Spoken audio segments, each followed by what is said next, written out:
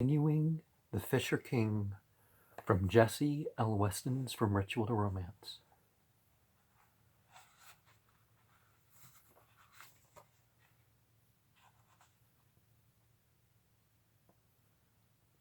C.F. Eisler.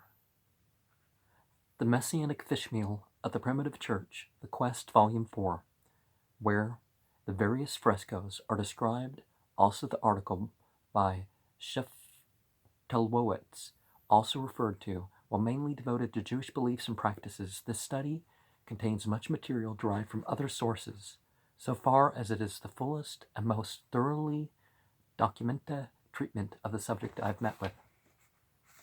What may be regarded as the central point of Jewish fish symbolism is the tradition that at the end of the world, Messiahs will catch the great fish, Leviathan, and divide its flesh as food among the faithful.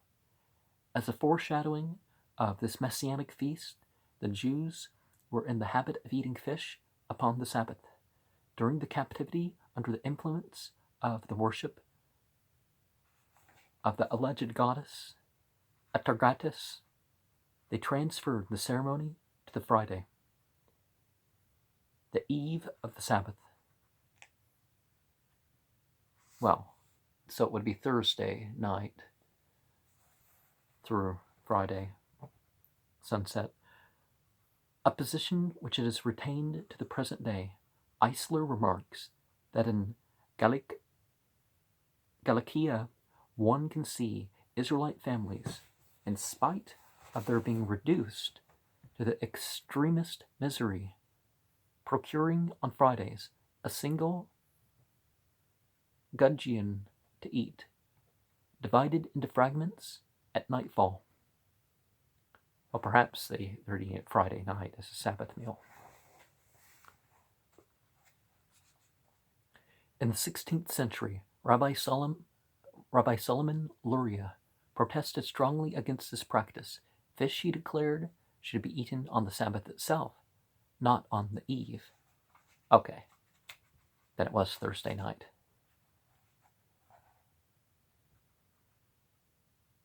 This Jewish custom appears to have been adopted by the primitive church, and early Christians, on their side, celebrated a sacramental fish meal. The catacombs supply us with numerous illustrations fully described by the two writers referred to. The elements of this mystic meal were fish, bread, and wine, the last being represented in the Messianic tradition.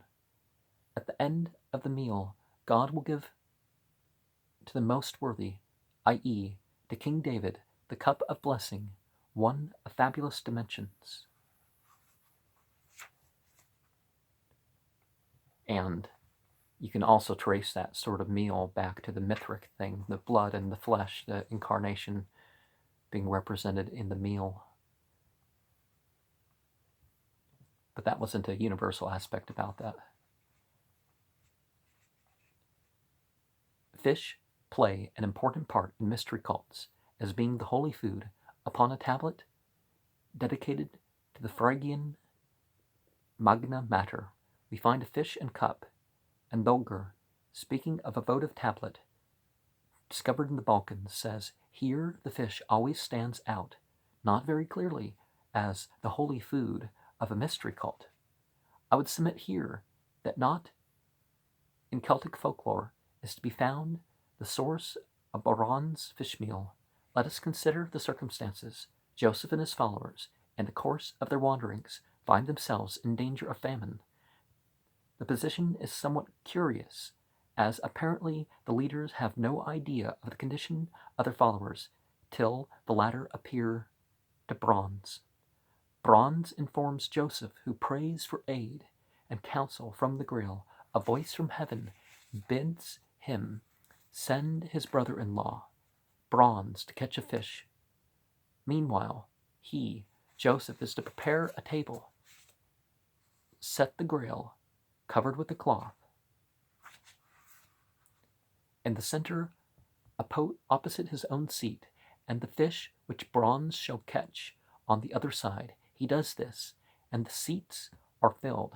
A great many were seated there, and there were more of those who did not sit at all than those who did. Those who are seated at the table are conscious of a great douceur and douceur and contentment of their hearts. The rest feel nothing. No matter what happens in a spiritual or even psychological level, it's not guaranteed to happen to everyone present. Now compare this with the Irish story of the Salmon of Wisdom. Finn MacCool enters the service of his namesake, Finn Ager, who for 7 years had remained by the Boyne watching the salmon of Lynn Fyke, which it had been foretold that Finn should catch. The younger lad, who conceals his name, catches the fish. He is set to watch it while it roasts, but is warned not to eat it.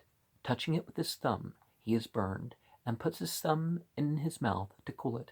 Immediately he becomes possessed of all knowledge, and thereafter has only to chew his thumb to obtain wisdom. Mr. Nutt remarks, the incident in Byron's poem has been recast in the mold of the medieval Christian symbolism, but I think that the older myth can still be clearly discerned and wholly responsible for the incident as found in the Conte de Graal. But when these words were written, we were in ignorance of the sacramental fish meal, common alike to Jewish, Christian, and mystery cults, a meal which offers a far closer parallel to Byron's romance than does the Finn story, in which, beyond the catching of the fish, there is absolutely no point of contact with a romance. Neither Joseph nor Byron's derives wisdom from the eating thereof, and it is not they who detect the sinners. The severance between the good and the evil is brought about automatically. The Finn story has no common meal, and no idea of spiritual blessings such as are connected therewith. And the myth was that Osiris,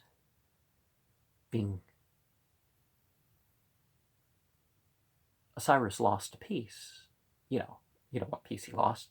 And the piece was eaten by the fish, and they didn't eat the fish.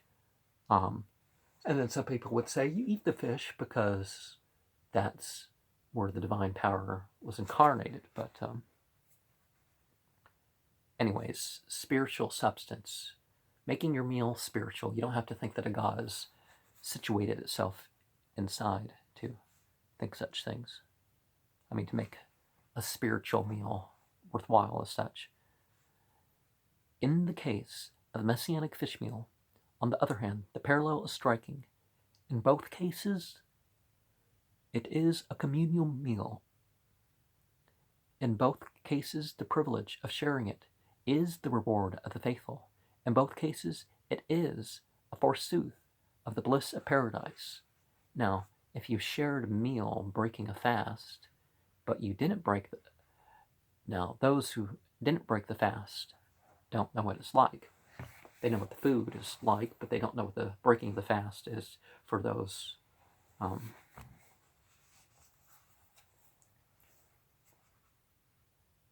Eating to break a fast is certainly different. Furthermore, as remarked above, the practice was at one time of very widespread prevalence. Now whence did Byron derive his knowledge? From Jewish, Christian, or mystery sources? This is a question not very easy to decide, and in view of the pronounced Christian tone of Byron's romance, I should feel inclined to exclude the first. Also, the Jewish fish meal seems to have been of a more open, general, and less symbolic character than the Christian. It was frankly an anticipation of the promised future bliss obtained by all. Orthodox Christianity, on the other hand, knows nothing of a sacred fish meal. So far as I am aware, it forms no part of any apocalyptic expectation, and where this special symbolism does occur, it is often under conditions which place its interpretation outside the recognized category of Christian belief. A noted instance in point is the famous epitaph of Bishop Abercios, over the correct interpretation of which scholars have spent much time and ingenuity. In the curious text, Abercios, after mentioning his journeys, says, "Paul I had as my guide." Faith, however, always went ahead and set before me, as food, a fish from a fountain, a huge one, a clean one, which a holy virgin has caught. Then she gave to the friends ever to eat as food, having good wine and offering it, watered together with bread. Abercios had this engraved when 72 years of age in truth. Whoever can understand this, let him pray for Abercios.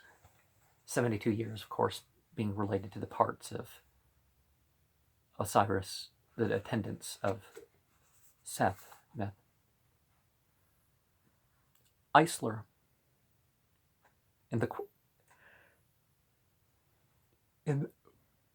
Quest article, remarks, as the last line of our quotation gives us quite plainly to understand, a number of words which we have italicized are obviously used in unusual metaphorical sense. That is to say, as terms of the Christian mystery language, while Harnack, admitting that the Christian character of the text is indisputable, adds significantly, but it is not the Christianity of the Church. Thus, it is possible that to the various points of doubtful orthodoxy, which scholars have noted as characteristic of the Grail romances, Baron's fishmeal should also be added. Should it be objected that the dependence of the medieval romance upon a Jewish tradition of such antiquity is scarcely probable, I would draw attention to the voyage of Saint Brandan, where the monks, during their prolonged wanderings, annually kept their resurrection, i.e., celebrated their Easter Mass on the back of a great fish. On their first meeting with this monster, Saint Brandan tells them, "It is the greatest of all fishes, and is named Jastoni, a name which bears a curious resemblance to Jasa of the Indian tradition cited above. In this last instance, the connection of the fish with life, renewed and sustained, is undeniable. The original source of such a symbol is most probably to be found in the belief referred to in a previous chapter, that all life comes from the water, but that a more sensual and less abstract idea was also operative appears from the close connection of the fish with Astarte, or Atargatis, a connection here shared by the dove. Cumont, in his Les Religions Orientales dans le Paganisme Romain,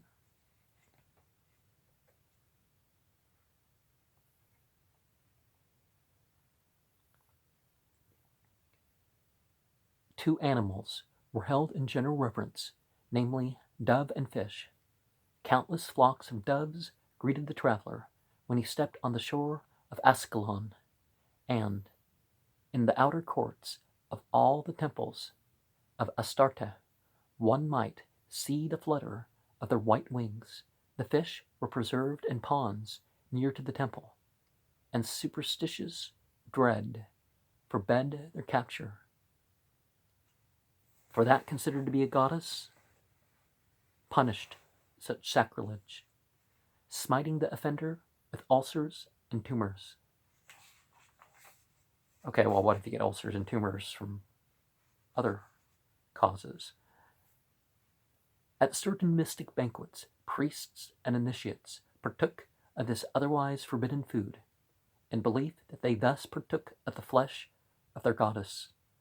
Eisler and other scholars are of the opinion that it was the familiarity with this ritual gained by the Jews during the captivity that led to the adoption of the Friday fish meal already referred to, Friday being the day dedicated to Astarte, and later to her equivalent Venus. From the Jews, the custom spread to the Christian church, where it still flourishes. Its true origin is, needless to say, being wholly unsuspected. Now, a good color to wear on Friday, or, the sunset of Thursday to the sunset of Friday, is green.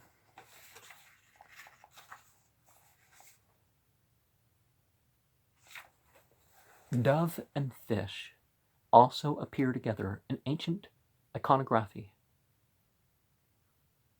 In Comte Goblet de Avila's work, The Migration of Symbols, there is an illustration of a coin of Cyzicus, on which is represented an omniphalus flanked by two doves with a fish beneath, and a whole section is devoted to the discussion of the representations of the two doves on either side of a temple entrance. Streams of consciousness, perhaps? Are of an omphalos. In the author's opinion, the origin of the symbol may be found in the sacred dove cotes of Phoenicia, deferred to by Comte. My stomach growled at the mention of a particular fish reference, and now it growls at the descent reference. Scheftelwitz instances the combination of the fish meal and dove found on a Jewish tomb of the 1st century of Syracuse, and remarks that the two are frequently found in combination on Christian tombstones. I like to point out the different things on the tombstones and offer perhaps different interpretations sometimes. Students of the Grail romances will not need to be reminded that the dove makes its appearance in certain of our texts.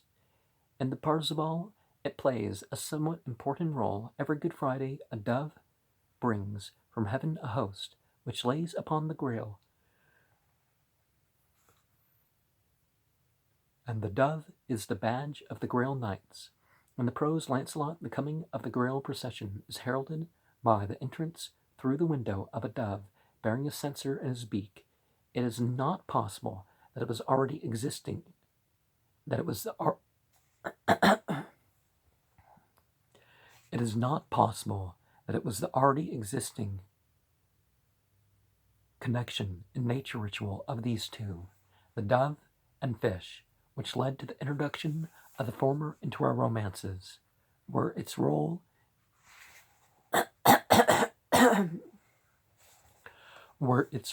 is never really adequately motived. It is further to be noted that besides dove and fish, the Syrians reverenced stones, more especially meteoric stones, which they held to be endowed with life potency. Another point of contact with our romance is that the fish was considered a potent factor in ensuring the fruitfulness is proved by certain prehistoric tablets described by Scheftelowitz, where fish horse and swastika are, in another instance, fish and reindeer are found in a combination which unmistakably denotes that the object of a votive tablet was to ensure the fruitfulness of flocks and herds. Now, let's not go to ridiculous things and try to say that any gesture or symbol that the Nazis used was somehow racist. If they were racist, whatever, but the symbols they used weren't in themselves.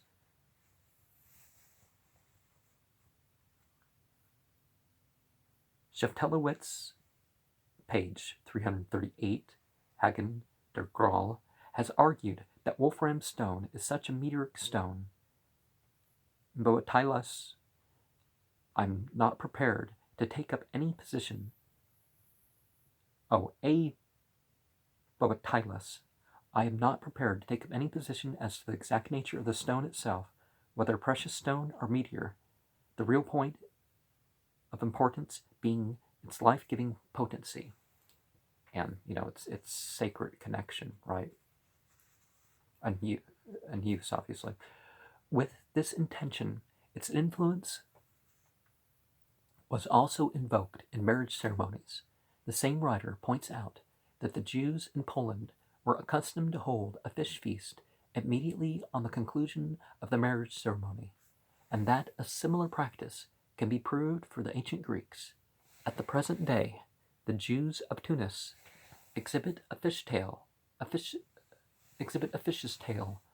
on a cushion at their weddings.